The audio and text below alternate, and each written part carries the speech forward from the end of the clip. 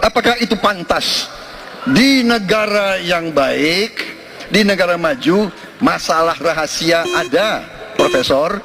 Saya cukup kaget karena beberapa hari yang lalu calon wakil presiden Bapak menyampaikan bahwa negara kita tidak dalam keadaan perang, sehingga untuk apa kita harus beli alat-alat perang. Tapi hari ini Bapak mengatakan Bapak setuju dengan kenaikan anggaran 1-2%. Jadi itu saya minta ketegasan. Yang kedua, ya sekali lagi data-data yang Bapak pegang adalah keliru, dan juga Pak Ganjar tadi juga banyak kelirunya. Saya sangat transparan, dan semua partai yang mengusung Bapak Profesor Anies mendukung APBN.